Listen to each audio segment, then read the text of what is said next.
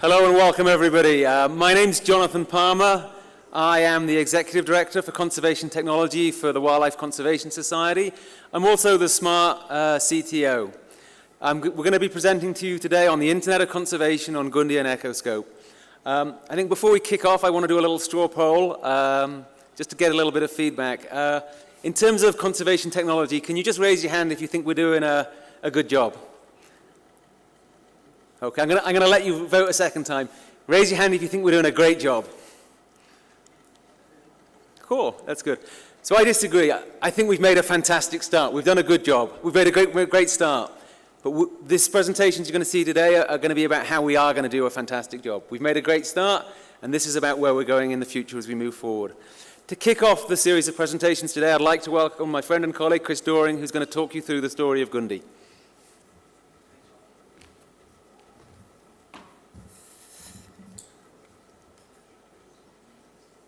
Hi everyone, my name is Chris Doehring. I'm with the EarthRanger team and I'm an engineer. I'm the engineering lead for the Gundi program, so I'd like to introduce you to it. Gundi is an integration platform that we would like to be the universal adapter for conservation technology platforms. Gundi's vision is that every conservation area has optimal access to its data to make well-informed decisions. And whatever that means to you, we want to make sure you get your data in the right place so you can use it wisely.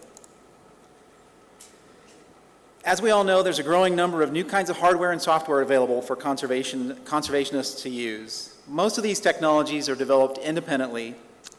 They're not built to integrate with other systems, and they rarely apply a standard for data integration. This means that to fully take advantage of these devices, users in some cases have developed their own solutions, often spending valuable time that could be more wisely spent in their core responsibilities. And likewise, platform developers will do the same, writing their own direct integrations with all the emerging technologies.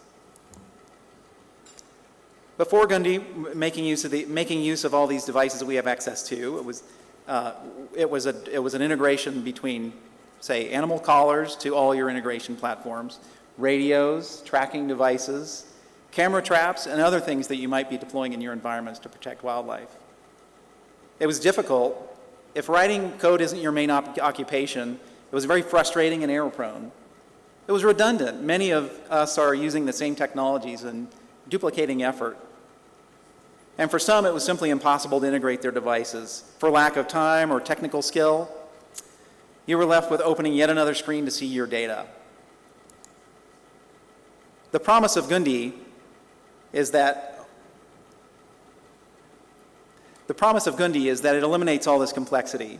It's a single platform for integrating all your data sources with your conservation platforms.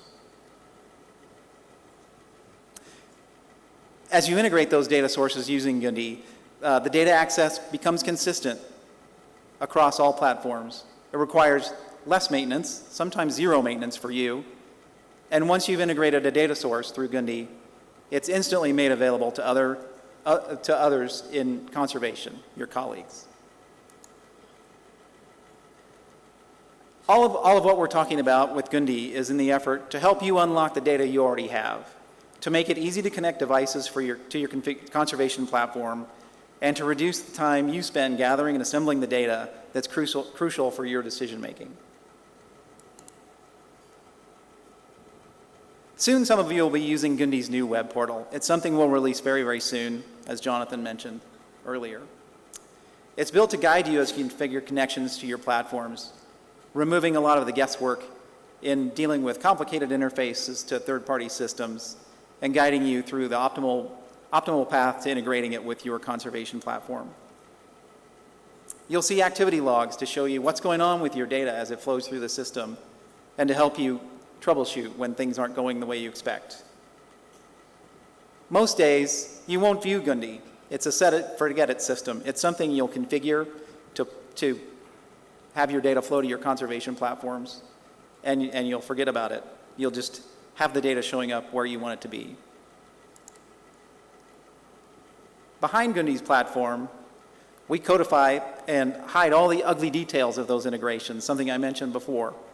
you won't be bothered with figuring out the web interface or the CSV download or whatnot for the data that you already have in a third-party platform. We'll codify that for you in an integration that's consistent and reliable. We automate deployments for integrations. So once an integration is built, all the coding's been completed, we'll automate deploying it so it can be easily plugged into Gundi and made available to the conservation community. We monitor the activities as the data flows through your connections. And the platform makes all these integrations available to all users. What really is Gundi?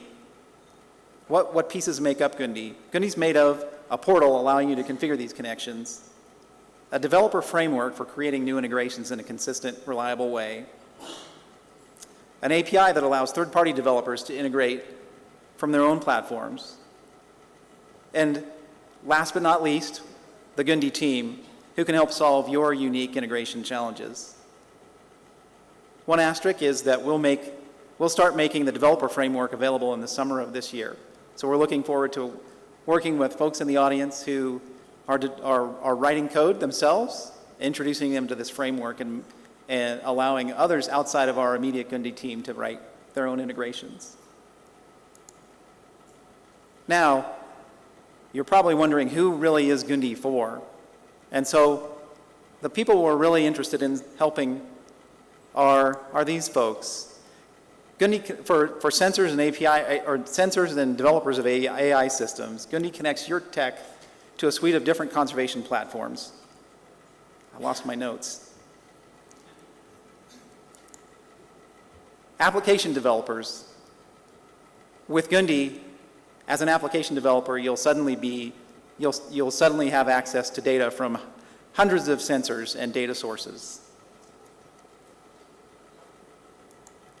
And of course, this is all in service to the practitioners. So you'll have ready-to-use device-independent systems that are already integrated with Gundi. You can focus on your core tasks for deploying systems. Thank you. To spend less time configuring connections and worrying about manipulating data, focus more on the desired outcome for deploying these systems in your area.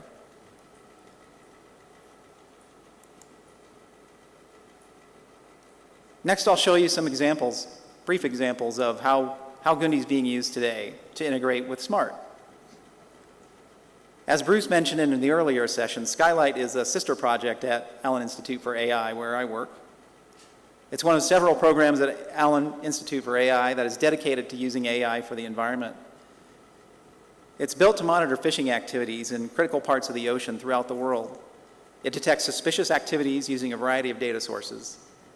And it can produce alerts to help enforcement agencies identify potential illegal activities. Gundi has integrated Skylight, so we're able to see Skylight alerts in both EarthRanger and in SMART.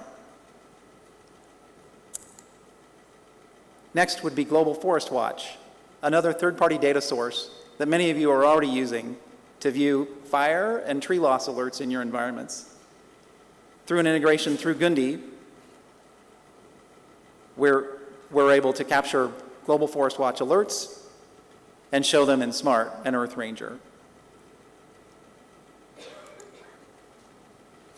And last but not least, there are a few different ways you can integrate SMART directly with EarthRanger using facilities in Gundi. Some of you are already using our query-based integration to pull SMART observations into EarthRanger. Soon you'll have more options. You'll be able to reflect your SMART data model in EarthRanger.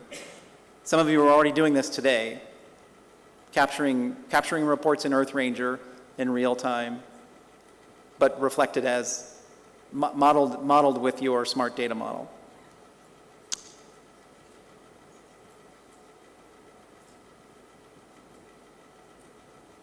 And soon you'll be able to record data in EarthRanger against your SMART data model and have those data recorded back in, synchronized back into your SMART via SMART Connect. On this topic, I know the diagram is very simple, but there's a tremendous amount of complexity behind this. I'm looking forward to meeting with as many of you as I can this week, including in the focus group meetings, to talk more about your needs in terms of synchronizing data between EarthRanger and SMART. I want to make some acknowledgments now. We're building Gundi as a collaboration between WCS, Wildlife Protection Solutions, and the EarthRanger team. Support from these organizations is how we've assembled the team. And I want to acknowledge the team directly working on Gundi. These teammates of mine in the US and in South America and Central America are making Gundi a reality. To find out more, I want you to visit projectgundi.org.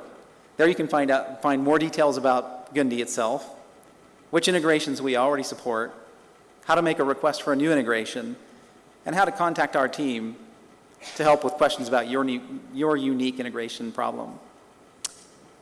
And with that, thank you very much. I really appreciate the opportunity to share what we do, and I'm happy to answer questions.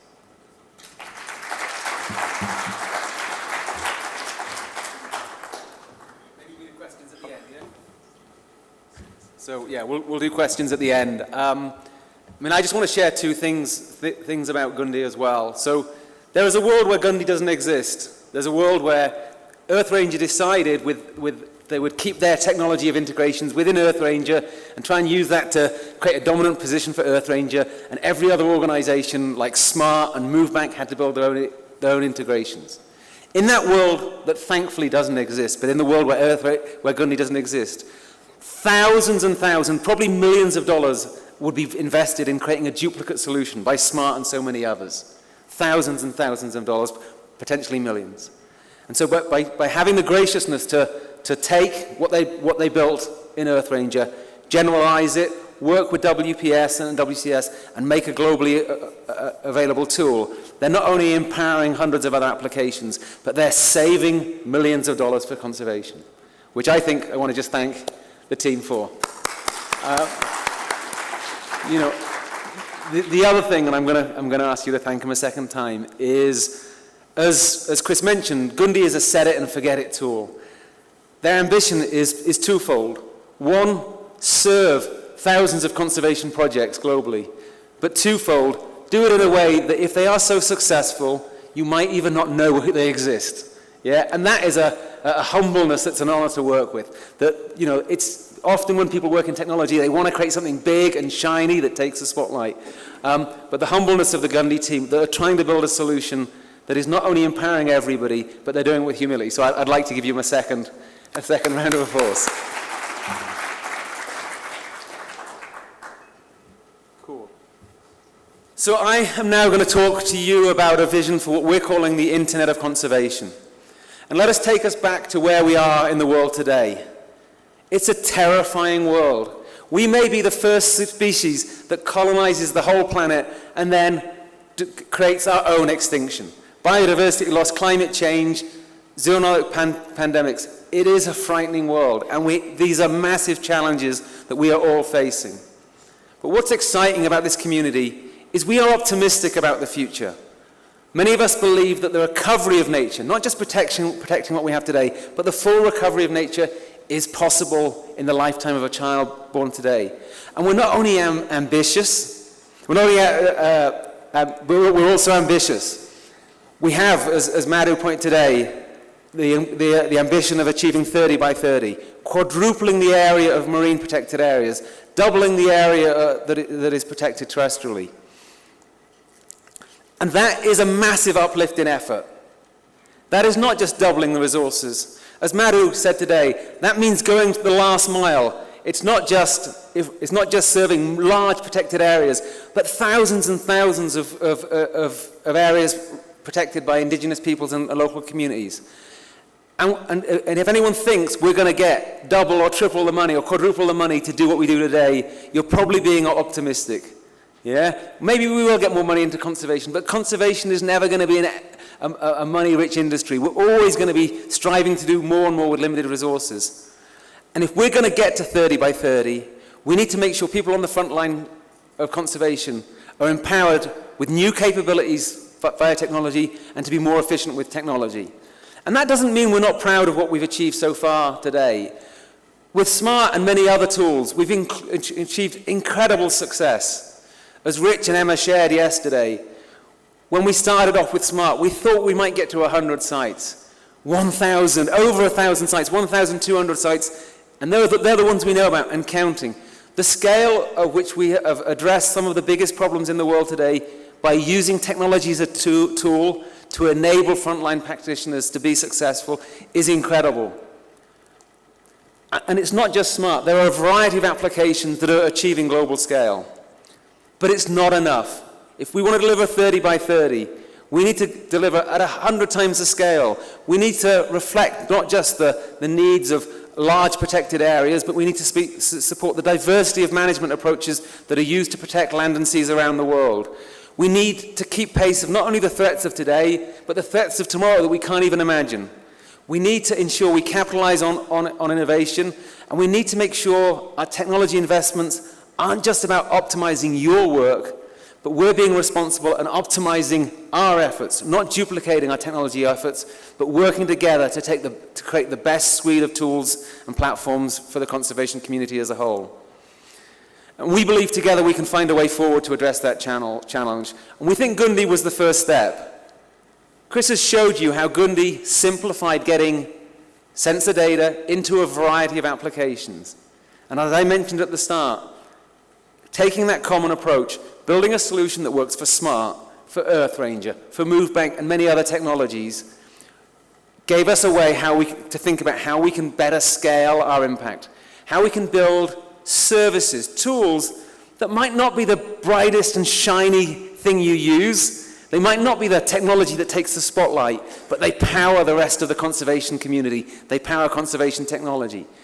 And we're working on a suite of different problems that we believe we can create solutions like Gundi that will become the Internet of Conservation. So many applications want to get data import satellite imagery data into their applications. We do not want every single application wasting money, duplicating effort. So many applications are out there where they're integrating computer vision and machine learning. And every time someone does that, they do a new integration. They have to go out and do a bespoke bit of effort, typically duplicating effort. I'm so proud Eric is here from WPS and the Achille team, and they're committed to building a platform like Achille that will enable access to machine learning for conservation applications globally. And there are many other needs we can address. Every conservation application out there struggles with how do we maintain an update inventory of species. We're working with the Map of Life team from Yale to create a service that will ensure all applications can keep their species inventory up to date. Every single conservation application out there invests in technology security and logons and access. Duplicating effort, duplicating costs, spending money on infrastructure that could be better spent on creating services for you, or not even being used on conservation technology. Doing what Rohit said, getting money to the front line. And then, last but not least, and I'm very proud to introduce Jake, we are looking at a solution that will become a universal dashboarding, reporting, and an analytics platform for the conservation community. This is a platform that is not a vision, but actually is underway and being built today. And these solutions together, we're calling the Internet of Conservation. What does this mean for us, the Internet of Conservation? It means we're focused not on building single standalone applications, but an ecosystem of tools that work together for you. Many of these tools, like Gundi, they're not frontline tools you use, but they will make the tools you use today more powerful. They will also do what Gundi did, which was enable innovation.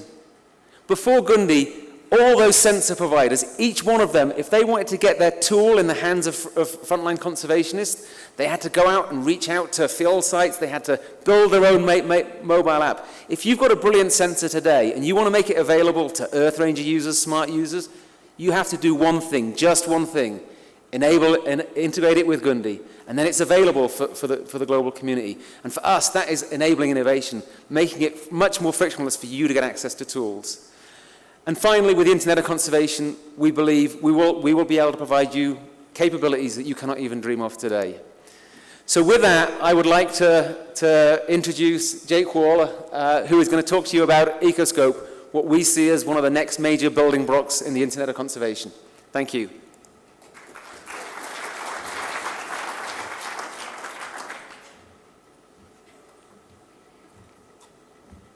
Hi, everyone. It's an honor to be here today, and thanks, Jonathan. It's great to meet the SMART community, and fantastic. So, I'm representing EarthRanger as well as Mar Elephant Project. I have two hats. But basically, Ecoscope, our problem statement was, how do we efficiently turn data into accessible information to drive conservation research, management, and policy making? So what we were finding is that with these tools like EarthRanger, like SMART, we're collecting lots and lots of data. But how do we then make sense of all of that information, turn it into information?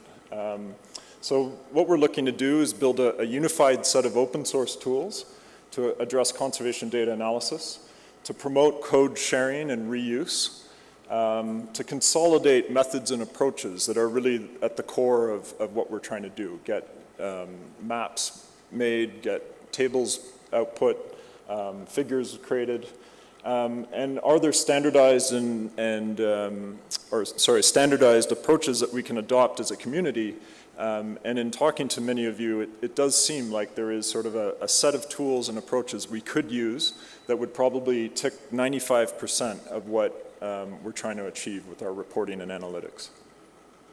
We also want to have very powerful data visualization. So, you know, when you have a really nice looking map, it really speaks to the issue, as well as robust methods for handling large data sets. So as we are collecting more and more sensor data, we're in a world where we need the tools available to be able to process that. So this is really the genesis of the Ecoscope project. And actually, the pre-genesis was with a project I worked on with Sam Strindberg and WCS during my PhD, was processing elephant data from across the continent. So how did we, and we had to tackle, how did we calculate home ranges, how did we clean data, how did we pair it with remote sensing? And so a lot of the Ecoscope tools actually were born out of that initial project with WCS. So what is Ecoscope? It's basically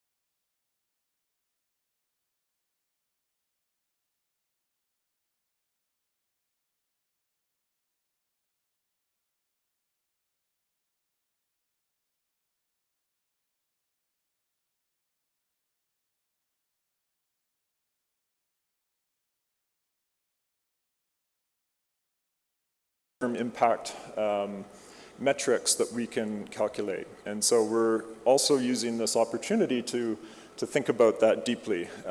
Some of this has also been born out of work I've been doing in the Masai Mara, where we've come up with a monitoring framework for the Mara that hits at more of these outcome and impact level reports. So things like, what is the overall change or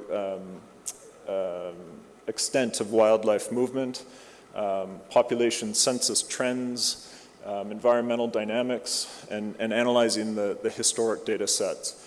And that's a bit in difference to the activity level reporting, which might be on a daily, weekly, monthly basis. You know, where did the rangers go? What did they do? Which is also very important from a management standpoint, but isn't hitting that higher level reporting. So I'm just going to walk through a set of examples of things that we've already got in Ecoscope to give you a sense of what the platform is capable of, and to discuss as well then where some of the future directions. So essentially, we have a set of management tools. So what I'm showing you is also not the complete set. There's many, many others, but for instance, this would be a typical management question, and that's another thing I wanted to mention, is that with each of these outputs that we're generating, we're also trying to pair it with a specific question. So it's, you know, you create a question about your data, and then you develop the workflow to answer that question. And that's the approach. So in this case, we want to do caller voltage monitoring, for instance. So is a caller performing the way it's supposed to, or should we be ready to change it? So we have a tool, for instance, to do time series trend analysis and give you this kind of output for, in this case, for a voltage signal. We have a management dashboard, so we're building up a patrol effort dashboard, which will allow you to look at if your data's, so where have your teams gone, how much time have they spent, so we have a time density map, other statistics about patrolling. So this would answer hopefully questions that a manager would want to know. Where should I send my rangers? What have they done? As well as the ability to look at different time frames, so over a given month, a given week, and make decisions about where to send them next, for instance.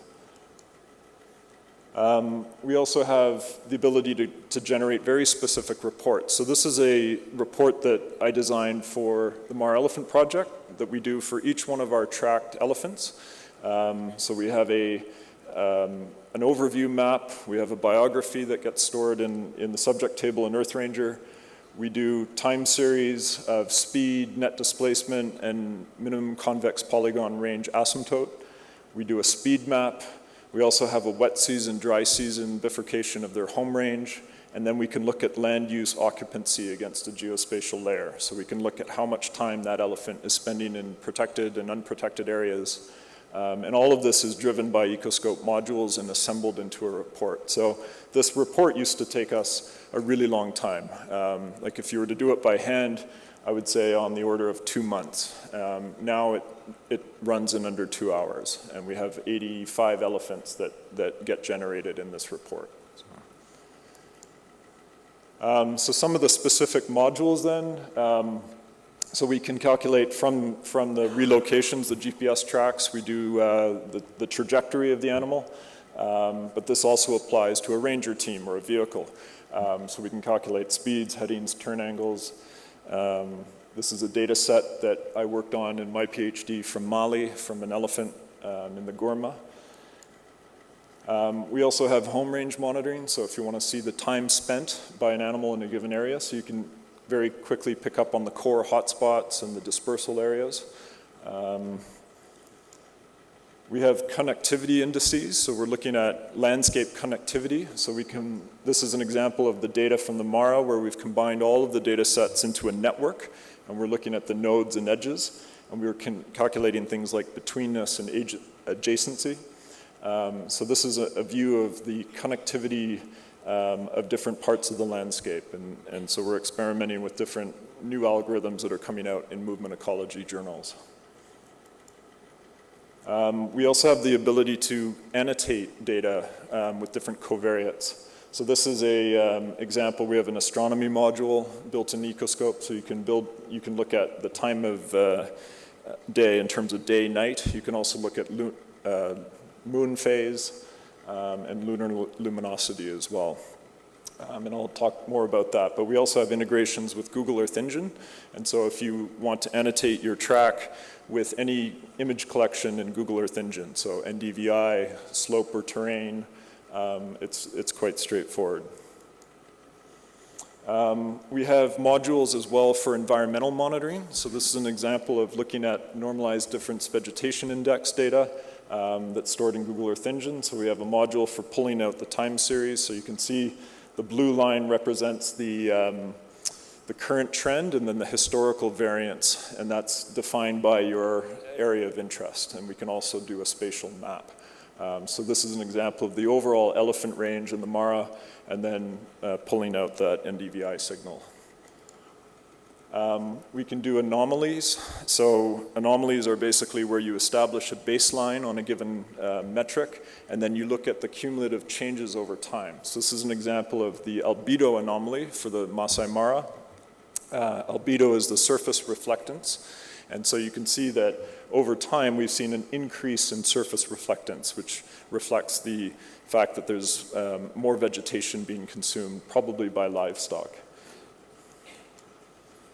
Rainfall monitoring, so Google Earth Engine has this CHIRPS data set that goes back to 1982, I believe. So we can also pull out those data sets and look at the long-term historic trends in environmental variables. And we also have a module for fire monitoring, so the frequency and extent of fires using the FIRMS data set. We also have a deforestation module, so we're using the Hansen Global Forest Cover data set for this, but we can do survival curves and also look at the spatial extent of loss. And this is a bit of a tragedy in Kenya with the Nyakweri forest that's been rapidly destroyed. And you can quantify that with the survival curve. We also have features in Ecoscope to do geospatial analysis. So this is an example of pulling out data from an Esri database on roads and then doing a spatial feature density map. So we're trying to make it very easy to create these types of outputs, whereas this would be several steps if you were to do it manually in a GIS. Some of the newer features, so this is we also have a utilities library. One of the tools we're building in is an easy way to do temporal trend fitting. So we're providing both a generalized additive model and a Bayesian framework for doing temporal trend fitting. And this is one of the kind of key monitoring tools that comes up again and again is what is the trend in my data over time? So we want a very straightforward, robust way to fit those trends without having to model your data extensively in R or, and anyway, there's a fine line between creating too sophisticated of a model and something that everyone uses, so. And then we also have this concept of groupers in Ecoscope. So we have ways of indexing over data frames. So if you have your data and you want summarized by different grouping, we have value groupers. So this could be a subject or a ranger team. We have different temporal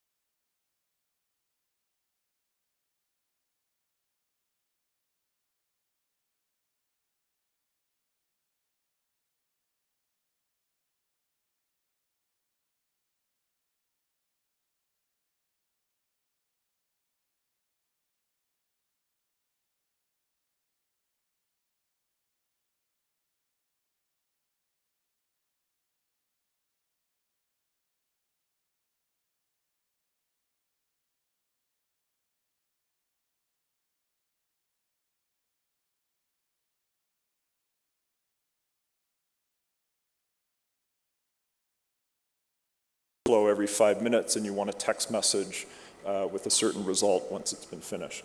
But one thing is that Ecoscope it's basically going to be an independent platform that will run. It's going to integrate with EarthRanger. We're building an integration with SMART. It has the integration with Google Earth Engine, and so it's going to hopefully be able to pull data. You know, if you've got data in an Excel sheet in Google Drive, you'll be able to access that and pull that into Ecoscope as well. So what we're coming up with are some of these standardized workflows, but the system will also support custom ones. So if you've got someone who's developed your own workflow that you want to run and schedule, then you'll have the capacity to do that as well. Yeah, so future directions. So we're looking at, so we're in the process of building, so we have Airflow set up, we've got modules set up, and we're working around building that system right now. We're looking into big data. So right now we have something called the EcoMap client, which is what we're using for our data. So all those maps I showed you were built using EcoMap, which allows you to put Earth Engine layers, put vector layers, raster layers, and so on. But we're looking at shifting to using something called DECGL as our backend. So that's going to really help with the visualization, because DECGL can handle millions and millions of data points very seamlessly. We're engaging in something called the 1 trillion row challenge right now, which is the ability to process 1 trillion rows of data. And so we're going to make sure that Ecoscope can handle big data. The integration, so SMART is something that we've been working on, so I've been working with Oliver. I haven't shown it here, but we have a working example of pulling in SMART data with Ecoscope and putting patrols on a map, putting observations on a map, which is pretty exciting. So that will be ongoing and more to come soon. We're actively looking to engage with different researchers and conservationists on the workflows that they need to do their work. So some of the things that have come up, for instance, are aerial survey data analysis, as well as demographic studies. So we'd love to support those types of analyses. So if you have specific analyses at your site that you would like you know, to run and to automate and to make more accessible, then please reach out. And then public engagement. So we've shifted the project onto GitHub issues, and it's totally open. So if there's any, you'll be able to see our roadmap, you'll be able to see how we're prioritizing development, you'll be able to put comments, file your own issues, and we're trying to make this whole platform as transparent and open as possible. Good, so thank you very much.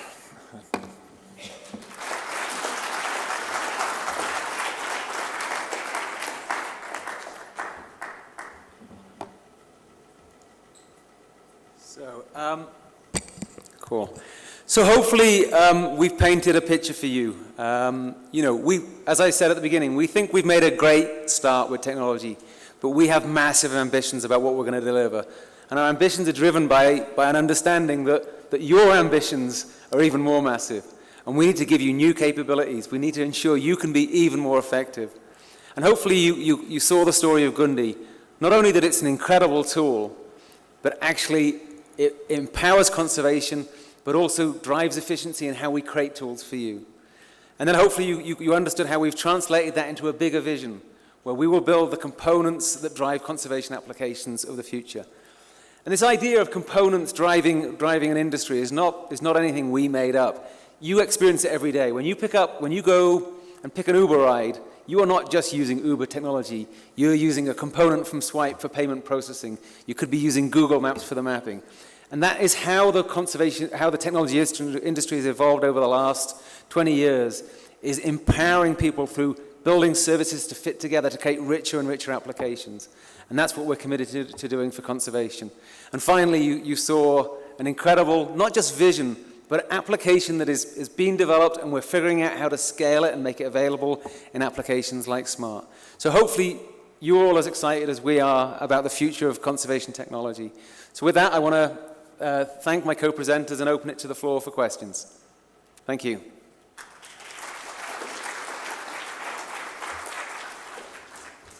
Questions? Debbie, can we get a mic to the back there? Thanks, Jonathan. Yeah, this is all very exciting, so thanks to everybody. I just want to know, has anybody yet, I know we've got camera traps that are obviously linked through Gundi with WPS. Has anyone ever or had any success yet of linking LPR cameras yet to the system? Chris, can you take that one? Hi, Debbie, thanks. Something we can talk about other than smart data models at the moment. That's great. Could you repeat the camera trap? LPRs, or also known as ANPR, so license plate recognition cameras. Oh, I see. Yes, of course. Yeah, Bruce will answer with much better clarity. Thanks. Debbie, yeah, so we are talking to a couple of the providers. The thing with gathering LPR data is that most of the subjects, certainly in EarthRanger, need to be identified up front. So the sort of approach that we're taking is that we'll only receive plates of interest, and then those will go into some sort of data store within EarthRanger so that you can then track them.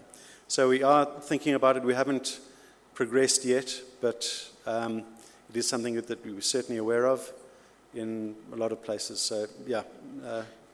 Yeah, that would be perfect. That would be my or the need is not necessarily every single license plate that goes past the camera, but the ones that we have loaded onto the system as for alerts. Yeah. And if those alerts could come through, and it also then enable me, at the moment for me to do analysis on the vehicle movements, where I want to pull off all the vehicles that are listed as possibly poaching vehicles, and do an analysis of their movements per day, per week, is a hell of a task at the moment. So if there's a way that could be streamlined and brought into the systems would be awesome.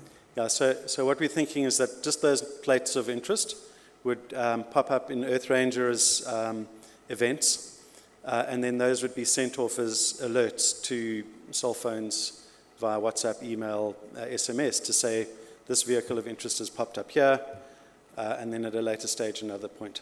So that's the way we're thinking. And when can I start using it? So, just maybe to add to that, as I mentioned, it's been such a huge pleasure to work with the Gundi team. Every request like that, Debbie, every time we've come to the Gundi team with here's a new tool or new technology we want to integrate in Gundi and make available for others, every time the only question Chris has asked and his team is, when do you need it by? They have never ever said, maybe we can't do it, can we do it? Maybe. They've always just asked me when. And so I think if anyone does have a need to integrate any sensor, whether it's a physical sensor out in the field, or whether it's a virtual sensor like Global Forest Watch, if you have that need, bring it to the Gundi team. And I'm sure one day they'll say no, but so far every request that we've raised, they've met. Any other questions from the floor? We got a mic over here.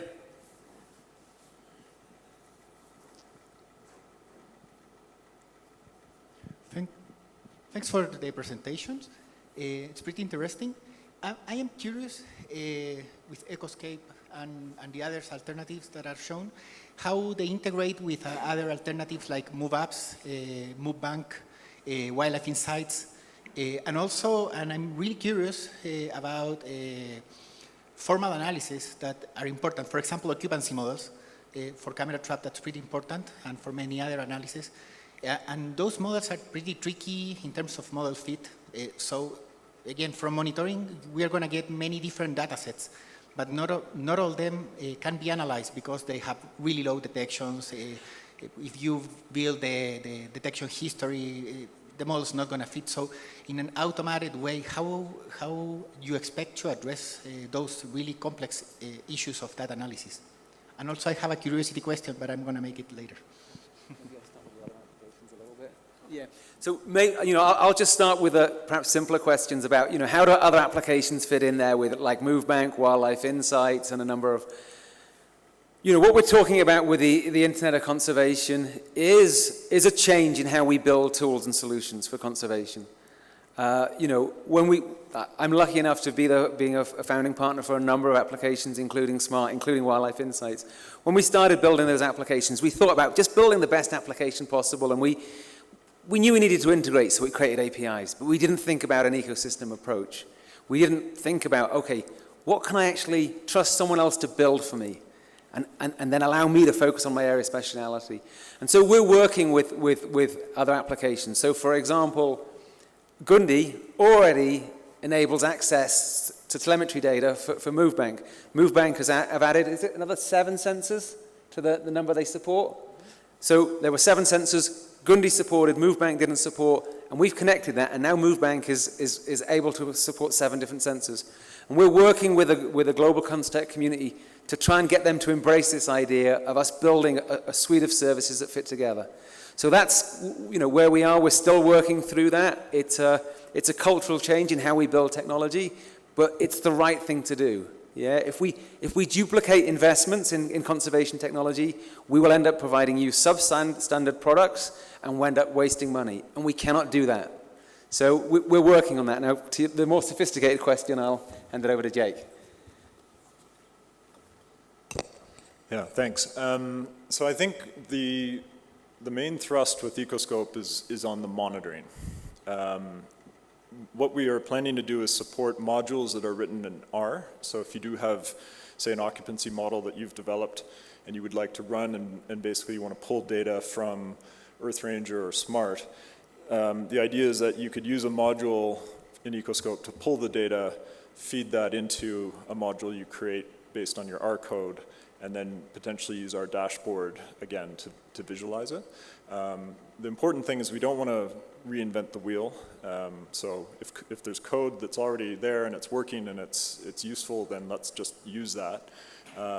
If there's ways that we can streamline though, so I think the other issue is that there's a lot of code sitting in the sup info of different journals that has just never seen the light of day. You know, it got written by a PhD student, it was wonderful, it got published, and then what? So how do we operationalize that? So that's part of the Ecoscope platform is like, let's get that code, let's make it work with these data sources, work with an interactive dashboard environment to actually use that as well. So in terms of some of the more like simpler population models or biodiversity models, we'd love to support those with Ecoscope. But if something's already there, then let's just use it. For instance, the CircuitScape model.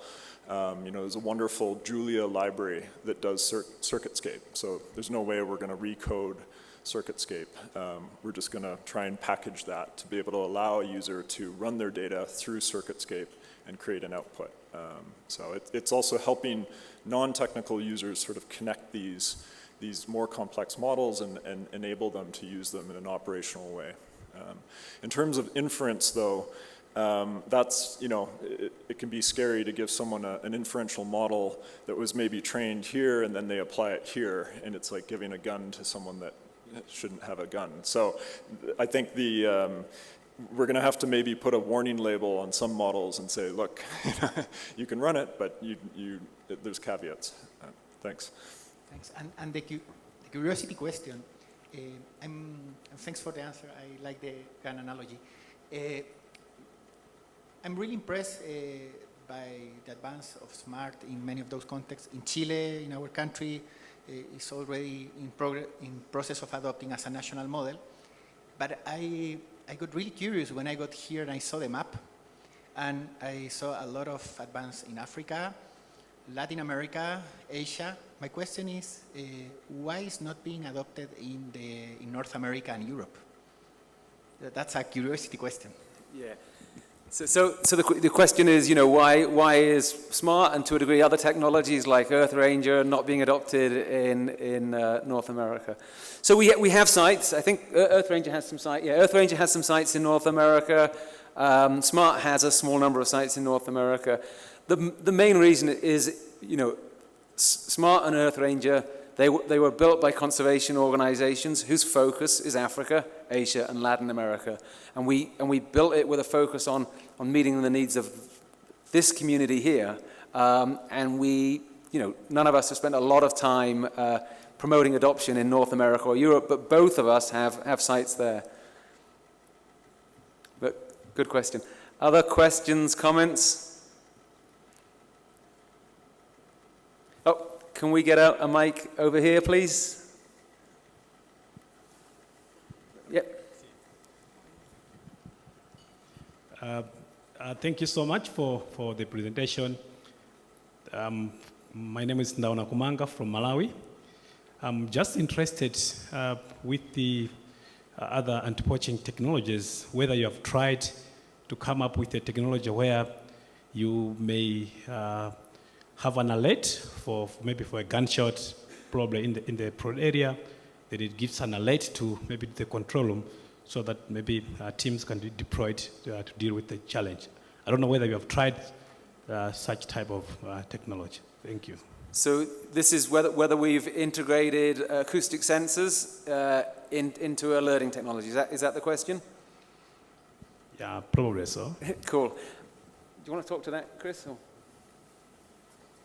Yeah, that's a popular question. I think from an EarthRanger perspective, to see an alert pop up for a high confidence shot detection is key to making a really well-informed real-time response decision. We have facilities for integrating those. I'm certainly no expert in how that works in practice. If we have systems, though, that are able to reliably detect shots, we have the facilities through Gundi to get those data into EarthRanger or SMART in near real time. So I'd love to talk with you more about experiences you've had in deploying such sensors. I believe we've encountered those types of sensors in use in various areas with varying degrees of success or confidence in the results that they produce, particularly because the environments are so challenging and there's so much activity going on that there's a high degree of noise to signal in that sense. But I'd love to know more about anyone who has experience with those, because that's a very common question. Thank you. Cool. And I think, is there not some integration with Rainforest Connection that you have? Yeah, there is. So, yes. So there is one solution where we support that, which is for Rainforest Connections technology. I mean, I think, as Chris says, a lot of the stuff on wildlife protection, monitoring for wildlife protection with acoustic is still in the research stage. But when it is getting to that level of being production ready, the Gundi team are ready to incorporate that into the system. There's a question here and then a question here. Thank you. So I wanted to ask how, it's a bit related to the acoustic question that was just asked.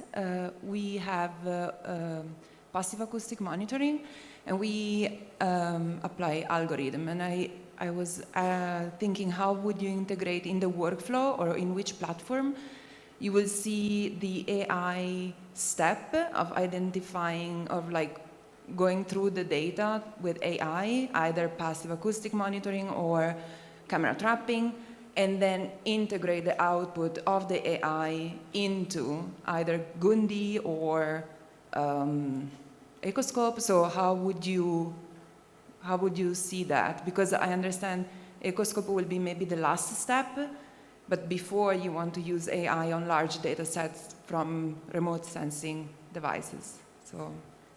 Yeah, so that's a great question. It's something we're trying to work out. So Gundi has a concept of something called Gundi analyzers, where Gundi can actually take the data and instead of just taking it and passing it through to the consuming app, to send it up to another service that enriches it or processes it. And that's one of the options we're exploring. A second is, I mentioned earlier, the WPS team are building this platform called Achille, which is, in many ways, has a lot of similarities with Wildlife Insights. But instead of being focused on one platform using one AI system, the Google AI system, and where you put your data in one cloud, the vision for Gundi is that you will be able to store your data where you like. You will be able to point to any AI system, and you'll be able to feed it from there into any other system. And so that's the second pathway. And then I don't know, have you thought about incorporation of AI in? So do you want to answer the last bit? Yeah, so we're also thinking about being able to support AI in our workflows, and that's the whole concept of a module having its own environment and hardware. And so if you needed to train a model or just run a model on, and you needed a GPU for that, then the module could handle that. But you don't need the GPU for the entire workflow, you just need it for that one component. Is there a follow-on question, yeah? Mike's coming over to you, okay? Oh, sorry. Yeah, you talked about sharing code and a lot of PhD students working on that, and so it would be possible to integrate the work of the PhD students that are already working on that into your system, and then, yeah, so we maintain the academic link with our data, and then it's more easily accessible to field practitioners to your, with Ecoscope. So basically, the Ecoscope module will require a definition of a infrastructure that it needs to run on, as well as a Docker environment, plus the code that you then want to run, and that could be either R or Python. Currently, we're starting with Python, but the plan is to support R as well. Cool, yeah, and I think just to add to that, again, this fits with our whole model around promoting innovation. Yeah, we're not looking to build single applications that we or a group builds on their own, but we're trying to create these open platforms. And if you think about the millions of dollars that goes into conservation research by academic institutions, and how such a small proportion of that actually filters through to frontline conservation, we hope Ecoscope will, even if it's 10% of those hundreds of millions, we hope that will channel that and make those analyses available to others. We have a question here. Hi, Justin here. Just some clarity on Ecoscope, because it's really wonderful what you're building there, and I can see a lot of people who are stuck with Power BI or Tableau, you're even solving their problem. Where does the data sit for Ecoscope? Is it in Gundi, or does it have to be SMART or EarthRanger? As an example, like if you have a SQL database in Azure, can we then connect that with Ecoscope, or does it have to first go through SMART? Yeah, so currently we have an integration with EarthRanger. We have an integration with Google Earth Engine. We're working on the integration with SMART. It's fairly simple though, like if it's a database backend that you've got to write a connector for that, to pull it in. So fundamentally, Ecoscope is using a lot of open source geospatial tools like GeoPandas and Dask and things under the hood. So we get a lot for free, I guess, already. And there's a lot of integrations with different databases. We also can export to a lot of formats. So the data, I guess, think of it as, the data is getting pulled into the workflow, it's being processed, and then it's the results that are getting stored. So we will have a web-based storage for results that then populate the dashboard. But those could also be, it doesn't have to lead to a dashboard. The result could then get stored in another database or exported to a CSV or really anything you want. Cool. I'm going to ask a question of Jake here. So, because I know it's come up from others as well. You mentioned the sort of use of the Google Cloud Platform, but can you talk a little bit about how Ecoscope will also empower people who, in countries where they maybe cannot use the Google Cloud Platform or want to run their data offline? So the automation environment that we're building is going to be hosted in Google Cloud, but the fundamental core library, Ecoscope core library, is a Python package. So you can install it, run it locally, doesn't have to be online at all. But many of the tools, as you've seen in Ecoscope, are leveraging cloud-based information. And so it'll be, if you need to calculate elephant home ranges and trajectories, you can do that completely offline. But if you need to then integrate that with Google Earth Engine imagery, then you do need that connection. Any other questions? Yeah, so there's a question here. Yes, a question about Gandhi.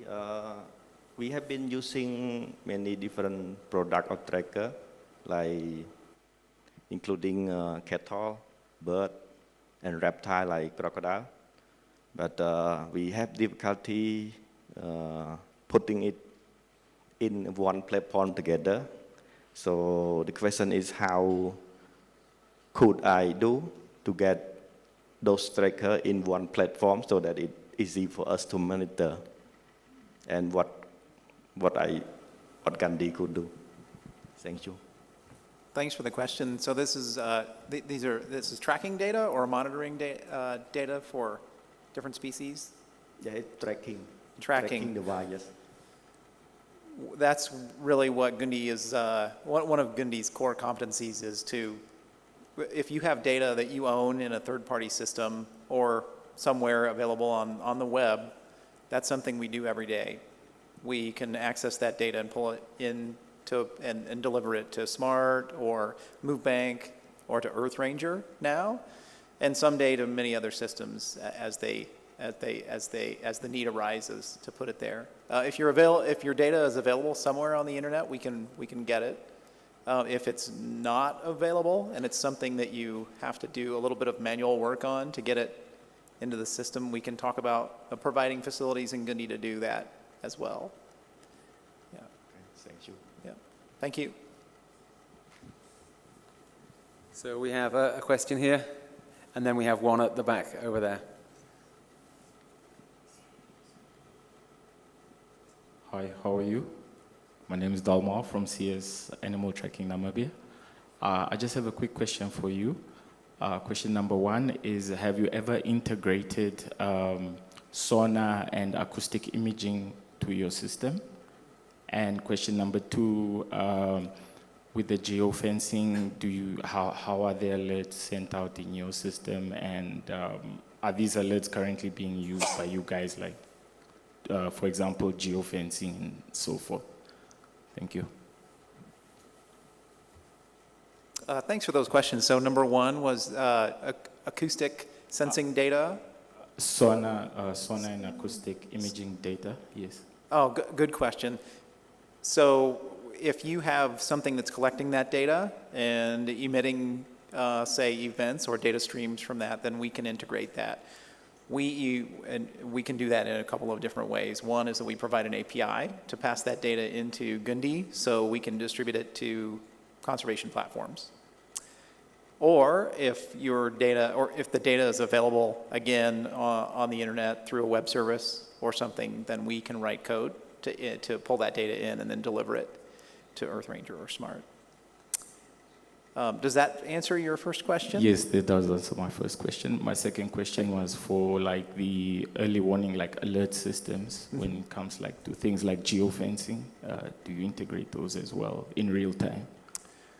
We can. So again, if you're defining geofences in some other system and that's producing alerts, then those can be received through Gundi as well. So oftentimes we have systems that are, vehicle tracking systems are a really easy case to understand, and they're quite prevalent. They've drawn geofences around certain areas, and then they, in addition to sending us track data, they send events too, and then those can be translated into events that can appear in EarthRanger or SMART. And then in EarthRanger, you can take advantage of the alerting for having it not only pop up on the map and in the feed in the EarthRanger view, but also emit an SMS, email, or WhatsApp message to alert people based on certain criteria that you would define there. Thank you very much. Thank you. Cool. I know we're going into people's lunch hours now, so we'll make this the last question. Was there one more question out there? Okay. There's 3 questions out there. Okay, well, just 2. Okay. We'll try to do these 2 quickly, and then we'll let you get your lunch. So this is a question here in the back row, is it?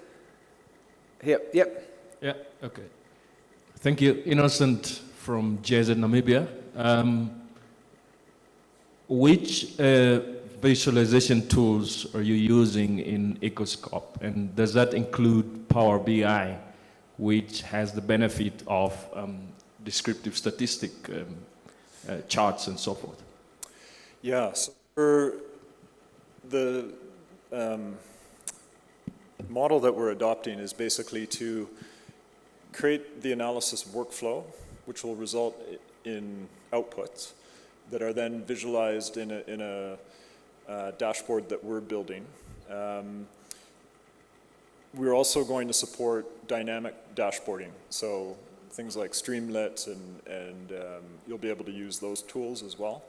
But many of the analyses that we're tackling have pretty lengthy run times. So in terms of allowing a user to have a dynamic dashboard and change settings on the fly is a little bit problematic when you've got things, say, integrating with Google Earth Engine, and then it takes, say, 5 minutes to get a result. So our model is going to be more, initially anyway, to pre-compute results and visualize them in a more, well, not a static dashboard, but a dashboard that refreshes at a set rate. So you'll be working with the most recent results that have been calculated on the schedule that you've defined, rather than a completely dynamic dashboard that's going to, recalculate when you drag the time slider. But many of the statistical outputs that we can generate will be similar to what you, and if you've got examples, then please come and talk to me. I'd love to see them. Thank you. Great. We'll take a last question from Chris at the back there, and then we'll round up. Thank you very much for all this. Chris Nicholas from San Francisco. Question about cross-cloud blob storage, right? If you are flying drones or running sonar fish or collecting a lot of bioacoustic data, you're going to quickly generate a lot of stuff. So I'm wondering if you've addressed accessing AWS buckets or Azure Cloud, tenant, and all those sneaky credentials for sharing large amounts, because I can see I'm going to upload all my drone data to AWS, but I want to process it in Ecoscope, and out of that generate alerts into Gundi. So I know it's possible. I've done it. It's non-trivial, but if there's a track record of doing that, and or there'll be community support for that sort of thing. Large cross-cloud blob storage to go and processing. That's my question. Yeah, no, that's a number of interesting challenges that you're flagging there that we're thinking through, and if we can solve 90% of them, we'll be very happy. One of the areas we're thinking through, and it's probably the least sexy thing in the Internet of Conservation, is this idea of single sign-on and access across all applications.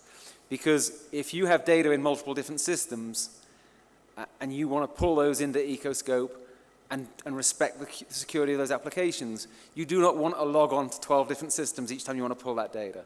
And so we hope we can create, again, an open source, freely available, single sign-on system for conservation applications. And so if I am in Ecoscope and I'm trying to access data from SMART or EarthRanger or MoveBank or Wildlife Insights, they know who I am and what I have the right to access. When it comes to the challenge of dealing with the volume of data between systems, that's a real challenge. Some data has huge volumes. There's various approaches we're working through now. One is that, as Jake flagged, Ecoscope does async analysis. And so if you want to do analysis that requires a lot of data to be shunted around and will take a day to do, you hit your request, you schedule a request, and you bring it in. So yeah, there's some big challenges. We have some ideas about how to work around those, and we're continuing to work on those. Do you want to add, or? Yeah, no, it's a good question. The plan with Ecoscope will be to have multiple connectors to different back-end storage. So you'll be able to connect to, an AWS blob storage, Google Cloud. EarthRanger currently is using Google Cloud blob storage for a lot of it, and we'll be using that in Ecoscope as well. But if it's a, huge data set, yeah, we may have to figure that out. But that is the plan, to have multiple, including Google Drive. That's how I do a lot of my work right now, is I connect Ecoscope with my Google Drive, and I get my outputs there, and then I can download them easily. But initially, anyway, we're going to support Google Cloud blob storage with Ecoscope. Great. So I think, with that, we'll close the session. We want to thank everyone for their time and questions. Apologies for running over, but we hope you felt it was valuable to get those questions answered. This is a work in progress, so please push us. Tell us what you need as practitioners. Tell us what will make your life easier. Educate us about what's important, and we will strive to meet those needs. So with that, I want to thank my two colleagues, and thank you all. Thank you.